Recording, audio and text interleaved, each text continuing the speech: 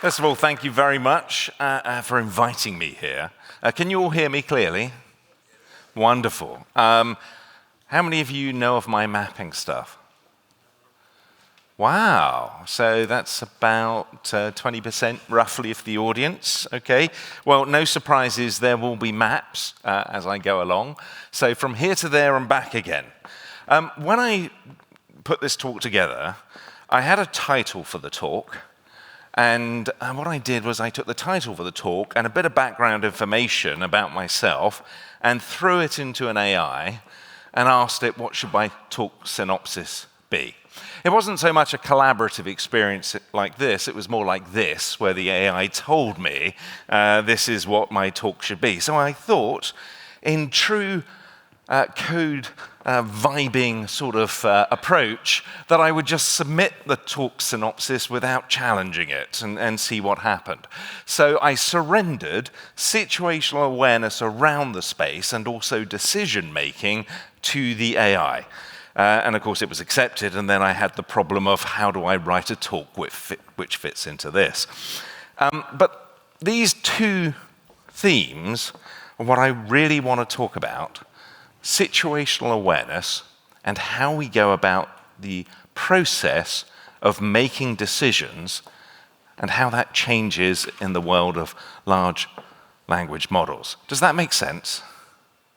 Good. Now, obviously I like maps, so I'm going to start with maps, and I'm going to start with the origin of how I got into mapping, and then I'm going to talk about what is a map and what is not a map. After this, we'll get into some basic patterns which I find useful when looking at problem spaces with maps. And then I'm going to use this to talk about change, and that's what's going on with large language models, large multimodal models. And then I'm going to sort of wrap this all up into a sort of how you understand a space, and then we'll get into the meat of the subject, which is all about AI and how that changes. And at the end, I'm going to link it back to this original process of just throwing stuff into a large language model, getting a response, and just accepting it for what it is. So I better start with the origin. So for me, this all started back in 2005. I was working for this company called Tango. It was an online photo service, about 16 different lines of business, very successful, very profitable, but it had a problem. And that problem was this person, the CEO, the fat cat in charge. Because our CEO was completely clueless. They were making stuff up as they went along. They had no idea what they were doing. Despite the fact we were profitable. Now, I know this for a fact, I'm not making this up, because I was the CEO. So I used to come up with these wonderful statements, like this was us in 2004, our strategy is customer focus. We will lead an innovative effort in the market through our use of agile techniques and open source. But in reality, I just pinched this from another company and just changed a few words. I mean, if we had large language models back then, I would have just asked ChatGPT, what is my strategy, and just taken it and said, this is what we should be doing. That's how utterly clueless I used to be about the space. And then what happened is I was in London, and I was at a bookshop, and I was talking to the bookseller, and I was talking about this problem of strategy and understanding the space and how don't tell anybody else, but I don't know what I'm doing. And she asked me, had I ever read Sun Tzu's The Art of War? And I hadn't. And being a good bookseller, she persuaded me to buy 2 different versions of the book, because they're all translations. I mean, very good bookseller. And I'm very grateful for this, because it was in the reading of the second version I noticed a particular pattern. So Sun Tzu talked about 5 factors that matter in competition. The first is to have a purpose, a moral imperative, to do something. The second is to understand the landscape you're competing in. Then you need to understand the heavens or the climactic patterns, so that's how the landscape is changing. Then you need to orientate yourself around the space with things like principles, the collection of which we call doctrine. And finally, you get into the idea of leadership, how you manipulate the space to your favor. I was fascinated by this. And then I came across John Boyd, the Mad Major. Anybody heard of John Boyd or nobody did? Okay, so John Boyd, US Air Force pilot, came up with this concept, heavily used in political circles, known as OODA. So the first O of OODA is to observe the environment. And that's what landscape and climactic patterns are about, observing the space in which you are operating in. Then you need to orientate yourself around the space, and that's what principles are about. And then you need to decide where you're going to act, and then you act. And that's OODA, observe, orient, decide, act. So this was the strategy cycle, and I became fascinated by the combination of the two. So this was back in, very early 2005, probably late 2004. And I asked myself, well, how do I observe the landscape that I'm competing in? I'm building systems, I'm building a business. How do I observe the space I'm competing in? And that got me into the subject of maps. Now, I started reading an awful lot about maps. We use them heavily in military history to learn from one battle to another. And one of my favorite is this particular battle. So this is Themistocles, an ancient politician, Greek general, had a problem. The Persians were invading. So he had a choice. He could defend around Athens, he could defend around Thebes. What he decided to do was to block off the Straits of Artemisium, force the Persians along a narrow coastal path where a smaller number of troops could defend against a larger force. Now, the path was known as Thermopylae, which means hot gates. And against the 140,000 to 170,000 Persians, we're not quite sure the number, there are about 4,000 Greeks in the army. They all operate as independent city-states, including 300. That's where we get the story from. Now, I was fascinated by the use of a map to discuss about where things needed to be, how to organize ourselves. And I looked at how I was organizing myself. And I was using something which I loved called a SWOT diagram. Have you heard of SWOT diagrams? Yeah? So it stands for strengths, weaknesses, opportunities, and threats. So I decided to create a SWOT of this battle. Strengths, a well-trained Spartan army, a high level of motivation not to become a Persian slave. Weaknesses, the ephors might stop the Spartans turning up. A truckload of Persians are turning up. Opportunities, get rid of the Persians, get rid of the Spartans. We happen to be Athenian. If we can get rid of them at the same time, that's a bonus. Threats, the Persians get rid of us. And lastly, the Oracle says a really dodgy film might be produced a few thousand years later. Now, I just put these next to each other and asked myself, what would I use to communicate and determine strategy in battle? A magic framework or some sort of map? What would you use? Well, you see, I was using a magic framework. And when we talk about competition, competition is from comp and peter, is the act of striving or seeking with others. And there are multiple different forms of competition: conflict, fighting others; collaboration, which is laboring with others; or cooperation, helping others. And these occur all at the same time. And I can describe that on a map in a way that I couldn't with a magic framework. So I went back to my organization and demanded everybody send me all your maps, and I got loads of them. I got mind maps, customer journey maps. I got things like this, systems maps. And I looked at this systems map, and I took one component, and I moved it across the screen like this, and asked, how has the map changed? How has the map changed? It hasn't. All right, if I take a geographical map and I move Australia and put it next to Berlin, has that map changed? So why hasn't it changed here? And the answer is because it's not a map, it's a graph. The one thing all these maps had in common was none of them were maps, they were all graphs. Now, to explain the difference, these three images at the top, 3 locations in the UK, Nottingham, London, Dover, connected by 2 roads, they are all identical graphs. These 3 images underneath are all completely different maps. Do you see why? It's because of this compass. Because what the compass does is it gives space meaning. And that's the difference between a graph and a map. In a map, the space itself has meaning, which is why they're good for looking at landscapes.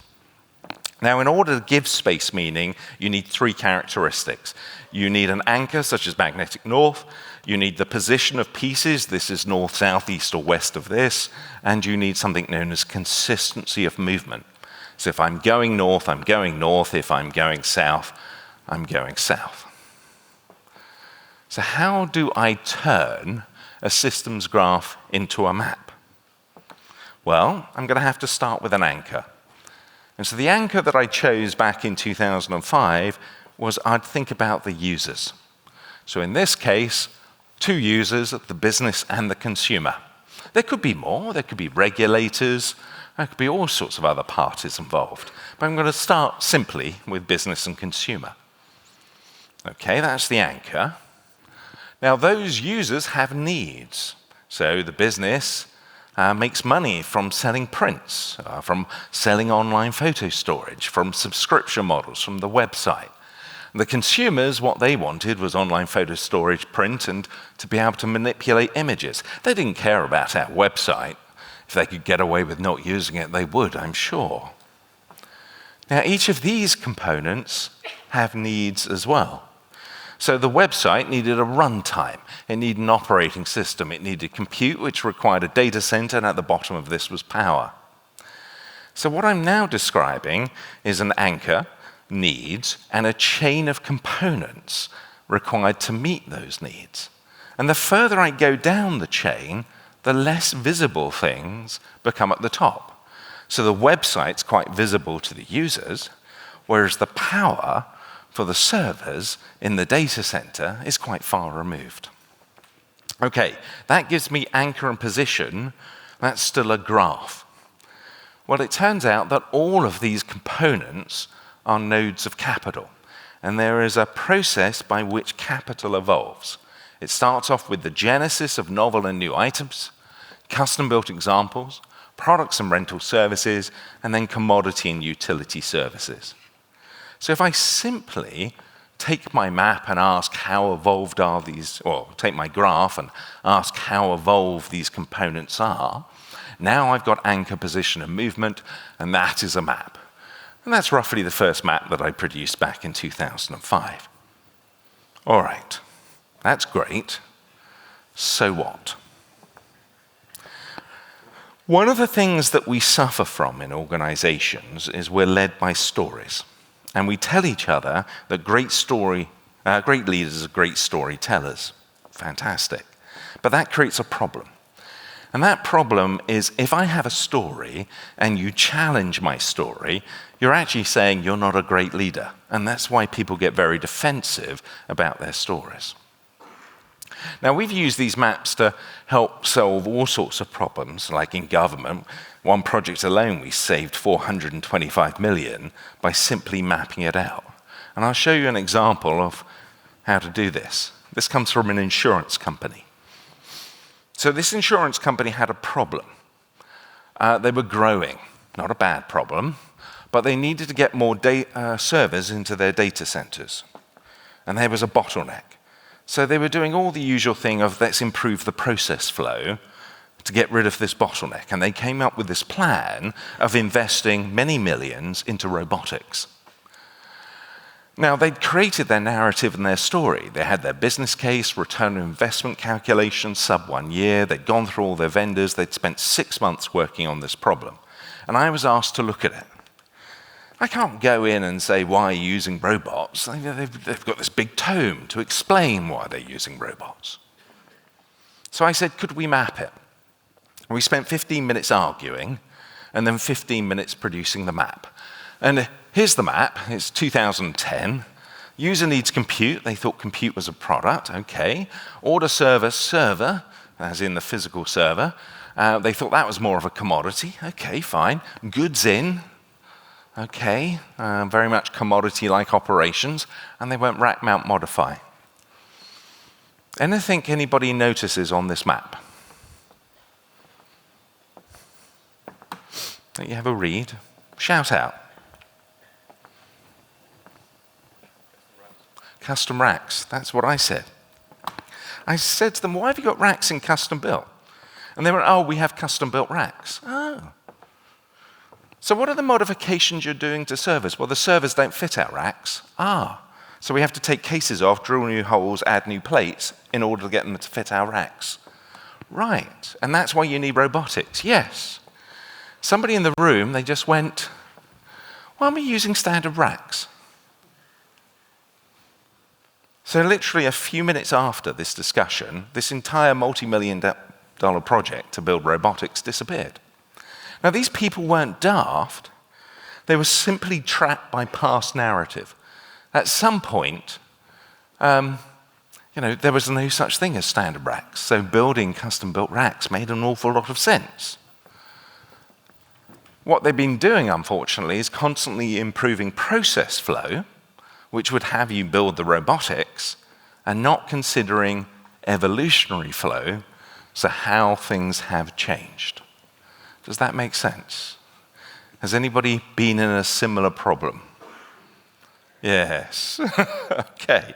So this is one of the patterns you learn from mapping, that everything evolves. If there's supply and demand competition, your map isn't static. It constantly changes. Which brings me on to the topic of patterns. OK, I'm sneaky. I've already snuck a few little patterns in there for you. And I learn these patterns from what we call pre-mortem, post-mortem. So the way we do this is before I start a project with people, we map it out. And we use the maps to challenge what we're doing. Then we go build it, or they go build it, or whoever goes build it. And then afterwards, we come back and sit down with the maps and look at the problem and see what's changed. And from that, we learn patterns. And there's three basic forms of patterns. If I go back to this strategy cycle, the three forms are climactic patterns. These are the rules of the game, the economic patterns. You don't get choice over these. Things like everything evolves. It'll happen regardless of what you do. Then there are doctrine, principles. These are universally useful patterns, which you could decide to ignore, but they're universally useful, so it's a good idea to do them. And then you get the gameplay, and they're all highly contextual. So as I said, I sneaked a few in, and they're all principles. So let me explain those principles. Number one is know your users. Turns out that's a universally useful thing to do. The second one is focus on user needs. Turns out that's a universally useful thing to do. The next one is know the details, as in understand the supply chain, the components that make up what you're actually creating. When we talk about supply chain, value chain, they're the same thing, except for the value chain is normally within the context of an organizational boundary, and a supply chain crosses organizational boundaries. All right, so know the details, but that's not enough. You need to understand what is being considered. There's a world of difference between a standard rack and a custom-built rack. So I'll give you another one. This is from HS2, big, heavy engineering project. This is James Finley, CIO of HS2. Now, James had a problem. This was back in about 2012. He needed to build the entire railway in a virtual world. And the reason for this is it's cheaper to dig up a virtual world and go, whoops, we've got that wrong, than it is the English countryside. So this is the systems graph for building HS2 in a virtual world. And the way we used to do projects in government back in those days, bad old days, is we used to combine components like a bounded context into these things seem similar. We go like compute, data center power, that's infrastructure, and collaboration platforms, that's user experience. So we combine them together, and then we'd outsource it to other parties, and then we'd have massive cost overruns and failures. And we were continuously doing this. So James spent Sunday afternoon and he mapped it out. So he produced a paper map and he sent it to me and said, how do you manage this? And this was back in 2012. Now, I've been mapping since 2005, so I'd learned all sorts of patterns.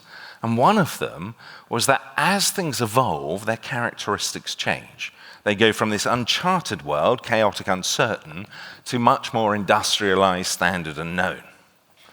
And because of that, there was no such thing as one-size-fits-all methodology, whether project management, financing, purchasing.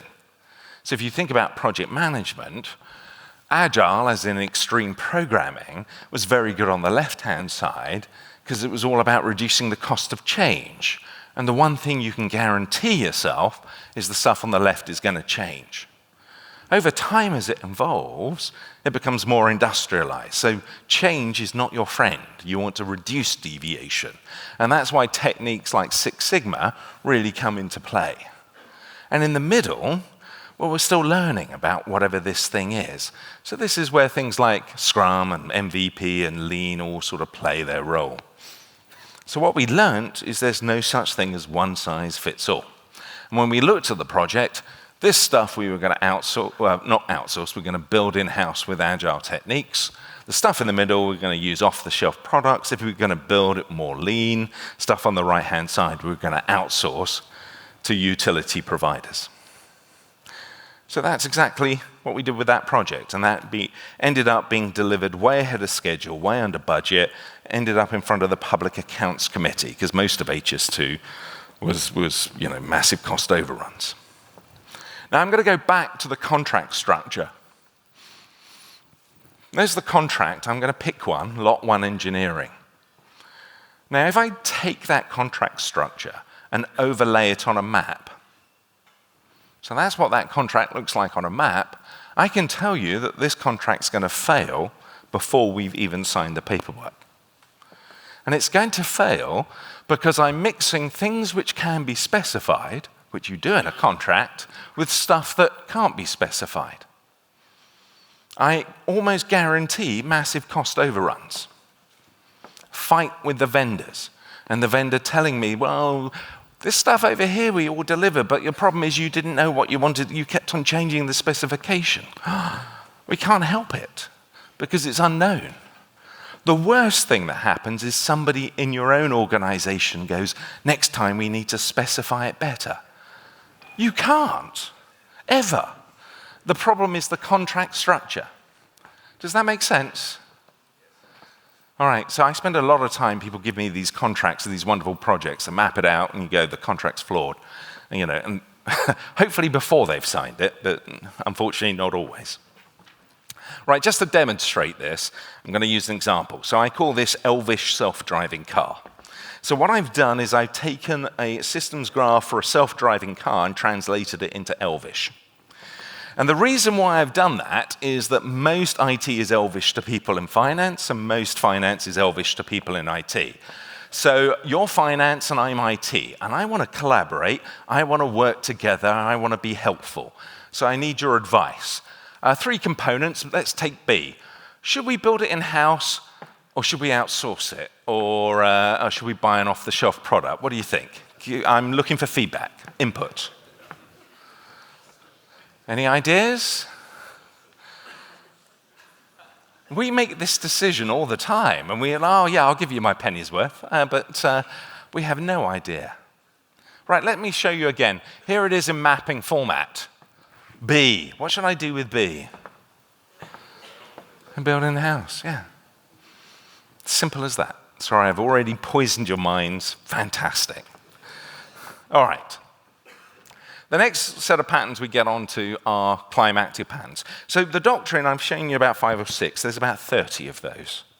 The climactic patterns, there are about 40. I'm going to show you a handful. And the reason why is they're useful for understanding change. So I'm going to go back to, this is for Tango 2005. I'm going to ignore most of the map. I'm going to generalize this, put user application at the top, so not just a photo service. I'm going to keep the idea of runtime operating system and compute. I'm now going to connect the dots. We had best architectural practice for use of compute as a product, things like disaster recovery tests, capacity planning. Do you remember that stuff?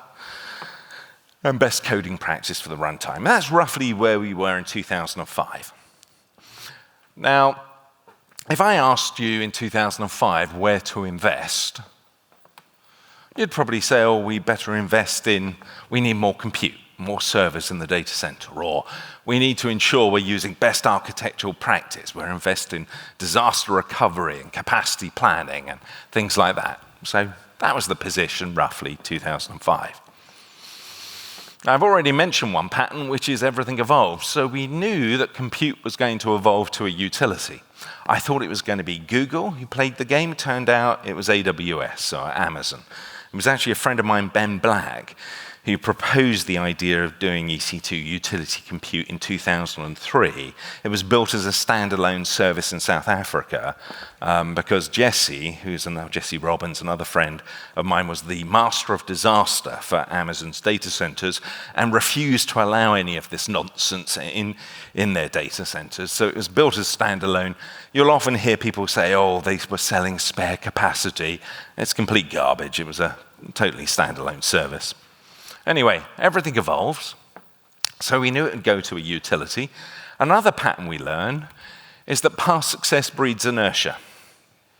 So the more I'm good at the past model, the more inertia I have to change. Blockbuster, Netflix. Who was first with a website?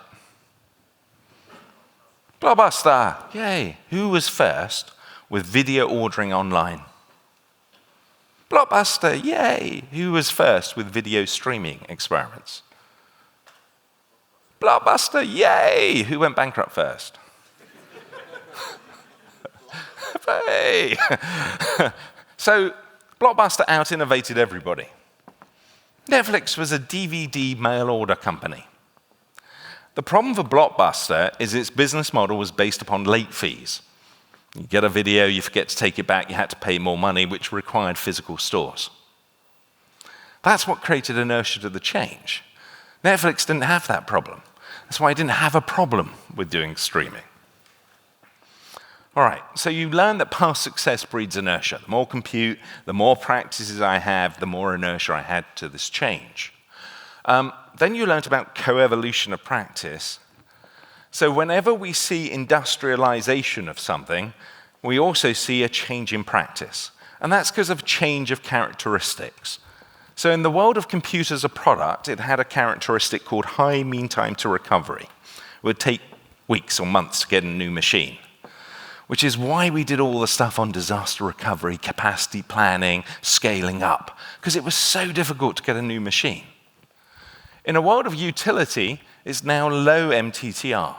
So you need a new machine, seconds later you've got one. So at that point we could distribute systems designed for failure, chaos engines, all that sort of stuff. So you get a new set of practices. Eventually Andy and Patrick called it DevOps.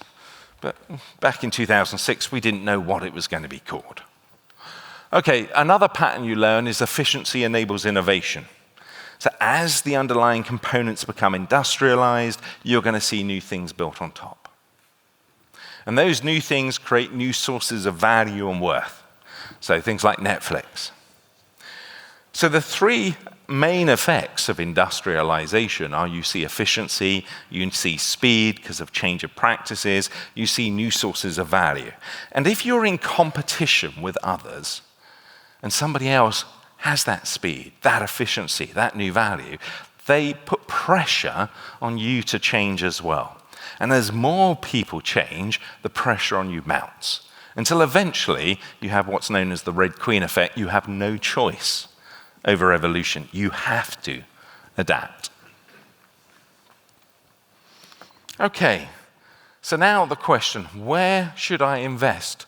So I take the same map and I apply some economic patterns to it. Rather than investing in best architectural practices and buying more servers, now I can see where things are going. My decision of where to invest changes. I want to invest in more cloud, the new emerging practice, the new needs. In fact, I want to avoid the stuff stuck behind inertia barriers. Now, a slightly more advanced version of the map is what I used at Canonical. Has anybody heard of Canonical? Or Ubuntu? Yeah? Right, we were 3% of the operating system market, up against Red Hat and Microsoft. So they had all the billions and all the engineers. We had very good engineers, but not at their scale. And we're 3% the operating system market. So we used the maps to work out where to attack, because we could see the environment. It cost $500,000, took 18 months, and we took 70% of all cloud computing. So was anybody involved in cloud 2008 to 2010? Anybody? No? Nobody was involved in cloud in those days. Oh, what a shame. Okay. Well, if you were, you would have noticed that Ubuntu came from nowhere to dominate the space. Does anybody do anything with cloud today? Is Ubuntu still dominating the space? Yes. Somebody says no. Is it still the dominant player?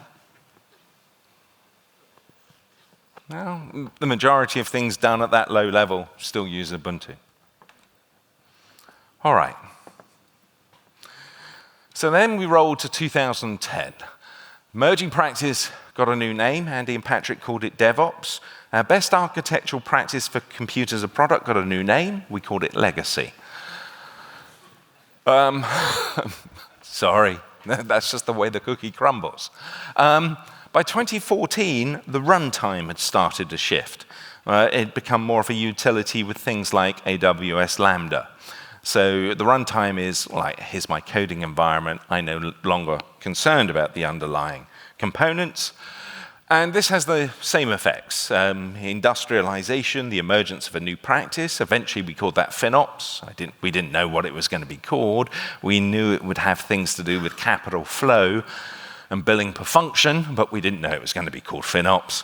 And new needs built on top. Standard set of economic patterns. Now, the point about that is that if you were looking to invest in 2016, you'd be putting money into serverless, the emerging practice, new needs. And your new legacy is now all of that stuff, including DevOps and cloud. Of course, if you went round in 2016 telling everybody that DevOps was going to be the new legacy, people get very upset, burning, because they were just in the process of, in the future, we're going to be adopting DevOps. Particularly large enterprises. Fairly terrifying. As a general rule of thumb, with management practices, there's normally a 20 to 30 year lag between the leading edge and the sort of laggards in a space. But the point about this is strategy itself is iterative. It's not the same. You start off one play in 2008, you get to 2016, the market has changed, you now need a new play. Very simple. And you can read more about that in this book, The Flywheel Effect by Dave Anderson. Now, at that point, we can start talking about stratagems and gameplay and how you manipulate the market to your favor. But there's over 100 different ways, well, it's 150 odd, different ways of doing this. They're all highly contextual. They're all dangerous because they're contextual.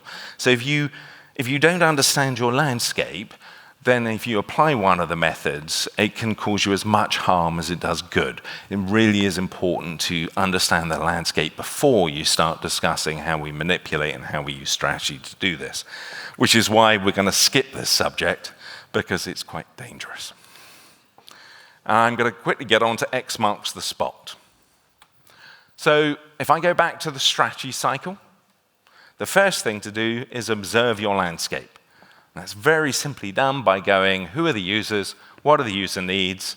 What are the components involved in creating this thing? How evolved are those components? Once you have a map, You can challenge the map, not the person. So we get out of that problem in narrative and organization and leadership. So we're not challenging people's story. We're just going, we think the map is wrong. And you can also learn to use different methods and different techniques. There isn't one size fits all. Now, once you've done that, then you can get into climactic patterns. So this is where we're taking a map and looking at how things are going to change. So you start thinking about everything evolves. We have inertia to change. We're going to get efficiency enables a new innovation. We're going to get co-evolution of practice, higher order systems. We're not going to have choice over this stuff. Now, once you do that, now you can start talking about where we need to invest. So we're focusing on where the market is going rather than where it is today. And also, more importantly, where not to invest. Does that all make sense? Simple, isn't it? How many of you do this stuff?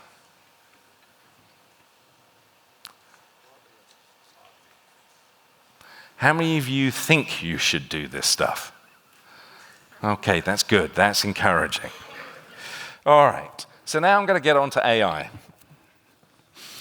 So back in 2014, we sort of had basic maps of the whole sort of serverless space. We knew it was going into more of a utility. So I'm going to get rid of most of it. I'm just going to concentrate on 3 bits, extend the map out. Well, first of all, I'll go forward to 2018, so FinOps.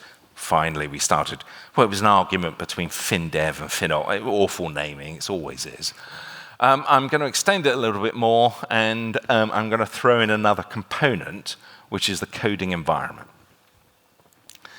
So we have an application built on a coding environment using a bunch of underlying processes built in a serverless space. That was the idea in 2018. And we also saw that machine cognition in this case, was rapidly evolving. And so a lot of the discussion was about, well, what happens when machine cognition starts becoming more of a utility?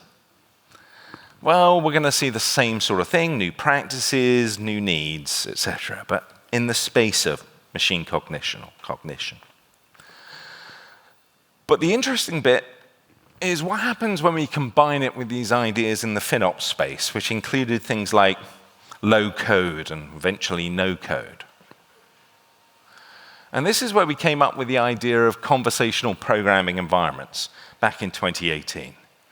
And it was based upon the work of Nicholas Negroponte, and which was based upon the work of Jonna Freeman. And to summarize it very, very briefly, is the design process can be viewed as a conversation between multiple different perspectives, which may be in the head of one or many designers. And so what's happening in this conversational programming environment is one of the designers is now the machine.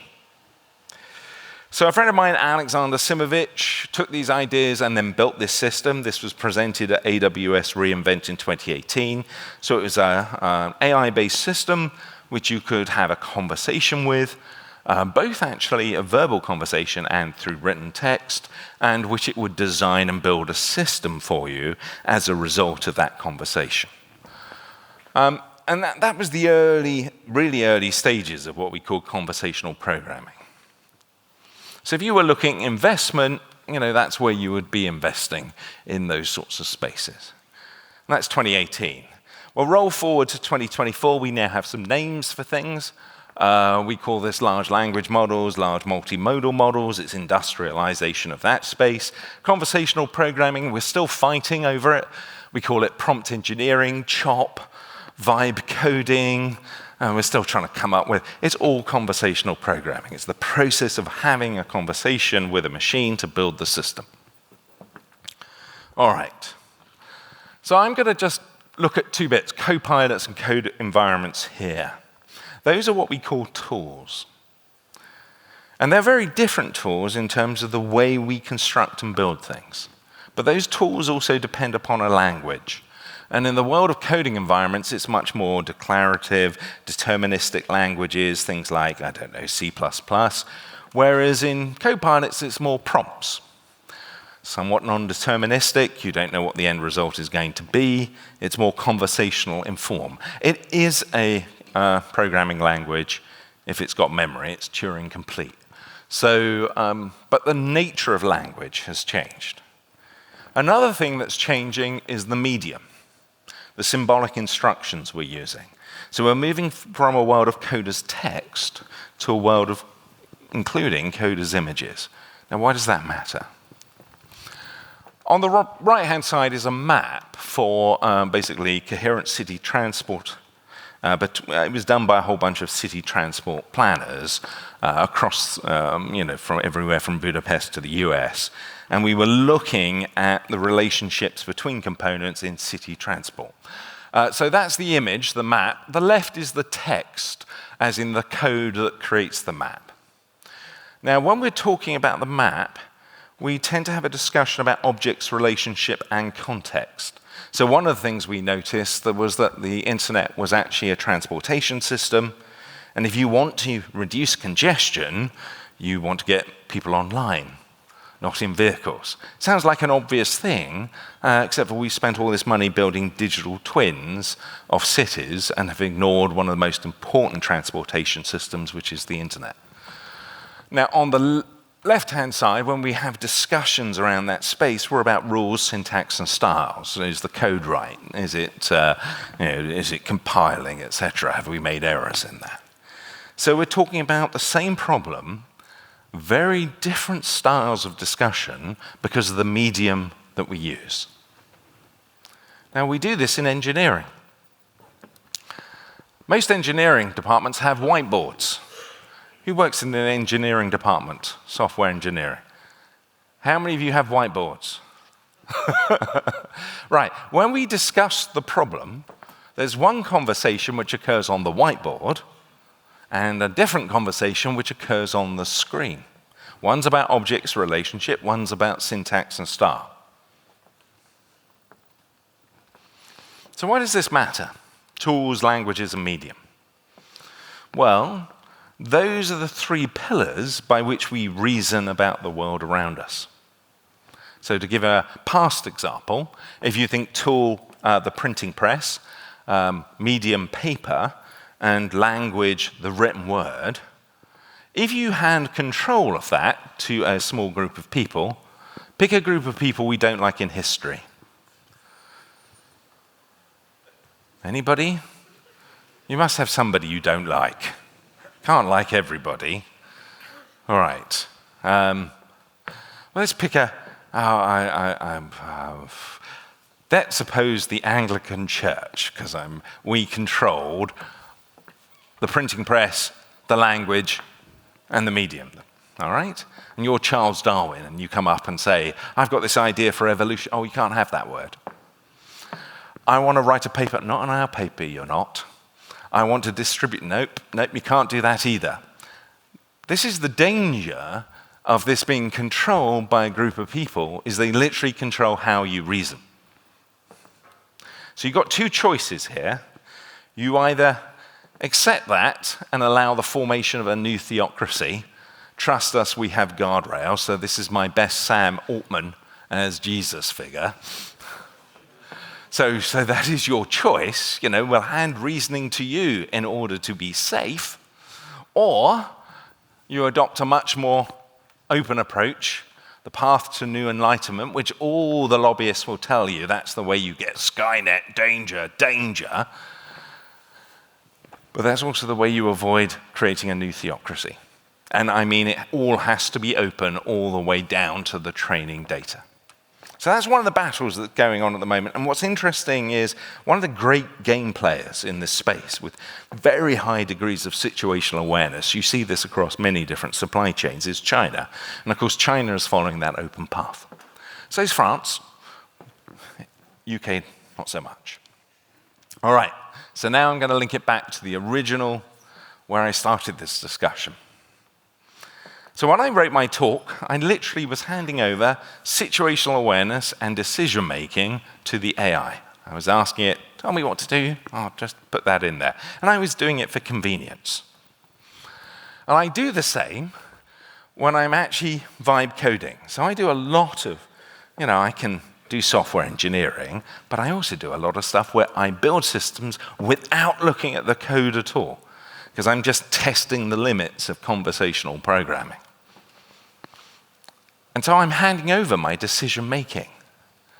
I'm handing over my architectural choices to the machine. And people say, no, you're not, because AI is just replacing the coder.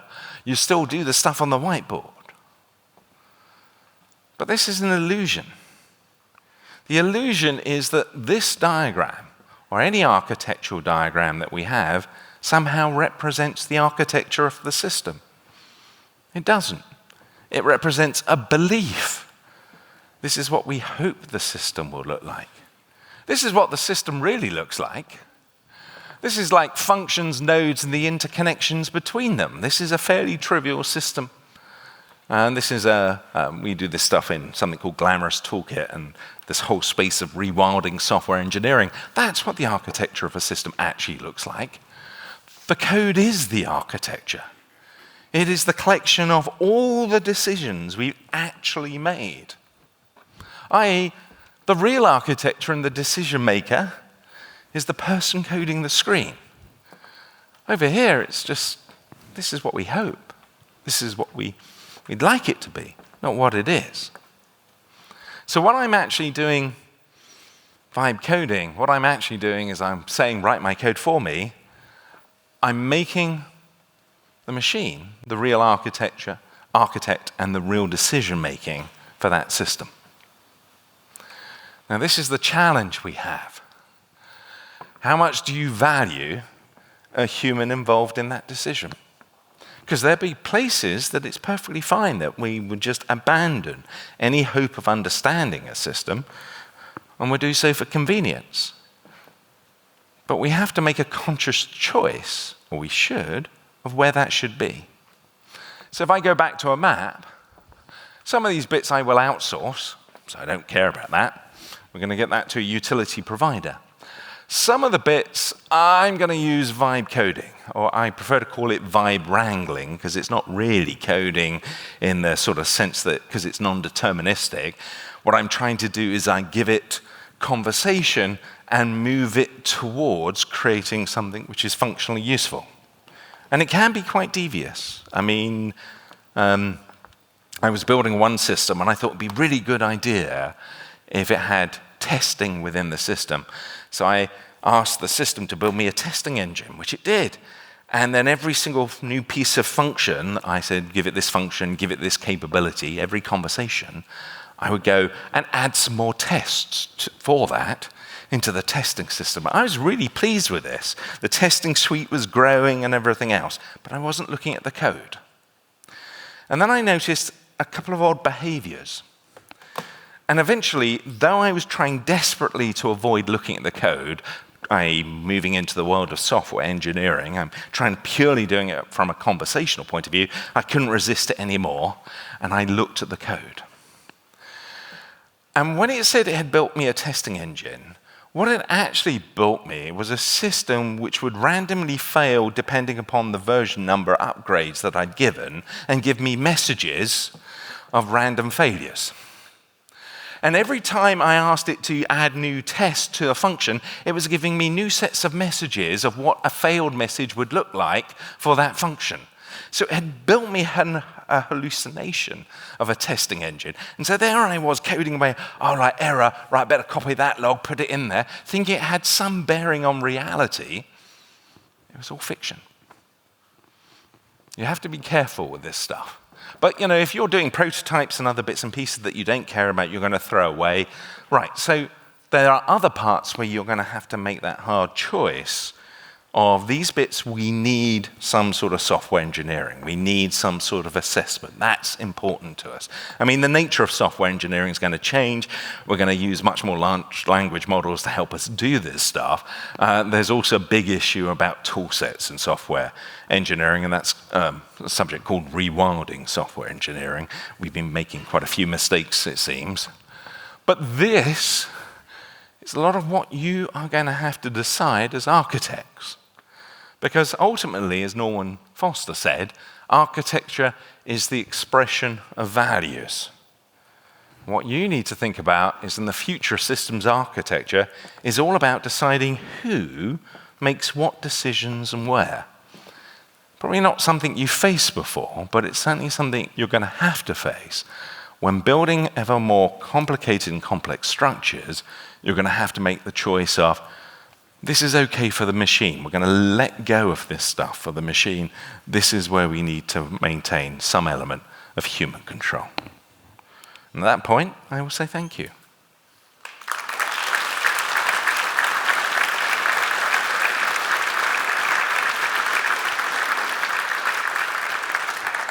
Now, I don't want to be between you and a break, and you've got 5 minutes.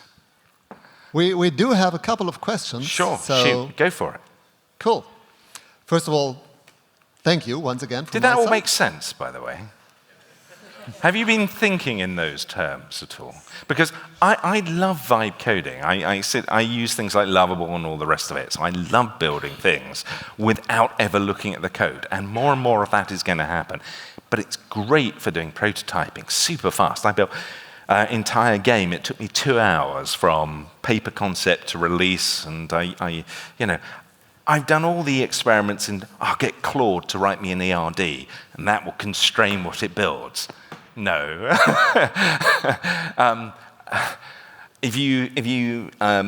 Whenever you get close to production, it's always eye-opening to actually go and look at the code it's generating. Because I get people saying, we don't need software engineers anymore. We're going to get this AI to look at our legacy, press a button, and it will give us 20 million lines of wonderful everything works code. Now, it'll hallucinate 20 million lines of code. Now, it's a question of how much you trust it. And so one of the interesting things is the more vibe wrangling, as I like to call it, we do, we're actually going to need more and more software engineers, because there's going to be more stuff going into production. One of the worst things you can do is get rid of them. So anyway, sorry, questions? No worries. Thanks so much. Let's start with one from I know. What's the biggest danger of using Wardley Maps? I mean, we've seen, and I'm What's the quite biggest impressed danger? by what you show, but Oh, is no, there danger, and if so, which is it? So all maps are imperfect representations of a space, even geographical maps. So my maps are on technological, economic, social, and political landscapes. And let's stick with territorial, because that's what most people are comfortable with. If I take a map of Paris, in order to be a perfect map, it would have to be 1-to-1 scale, which means it would be the size of Paris. As a map, that would be completely useless, not least of which is as soon as you had the map, someone would have moved something, so it would be inaccurate. So all maps are imperfect representations of a space. So the best you can hope for is to get to a good enough map that you can have a useful discussion about the space. Now, there is a constraint. I mentioned about competition being the act of groups striving for something, whether fighting others, conflict, collaboration, or cooperation. Sorry, my apologies. The maps only work across competitive spaces. That evolution axis is based upon the ideas of supply and demand competition. So a constraint, it's got to be some sort of competitive space, so either conflict, collaboration, cooperation, or all three are occurring in a space. So that's the constraint. If you're outside of that world of group striving, so competition, then I don't know how to map that. Cool. Thank you so much. Pleasure. We have many more questions, but I think we have time for one more. Yep. And the question here is, if the cost of software delivery is being reduced so much by AI, why bother doing stuff like refactoring at all? Why not simply rewrite it? Yeah, so I have, when I'm code vibing, it's always saying, shall I refactor this code? And you just go, yes, yes, yes. And it's doing something in the background, okay? But ultimately, you have to make a decision of whether it's important for you to understand what it's doing. You know, if you need to understand what it's doing, what the system is doing, then you're going to have to get into code one way or another. And this gets into a whole area, actually. So not only is large language models going to change And, we're going to use them in software engineering, and we still need the software engineering if we want humans involved in the decision process. And of course, there's lots of areas where we can just go, no, we'll let the machine decide, we'll let the machine architect, and that's fine, but it should be a conscious decision. There is still another issue with software engineering, and this gets into the rewilding subject, is that, right, I like making soups. So when I'm at home in my kitchen, I use a kitchen blender. You know what a blender is? Yeah, to make soup, to make it smooth soups, because I like making soups.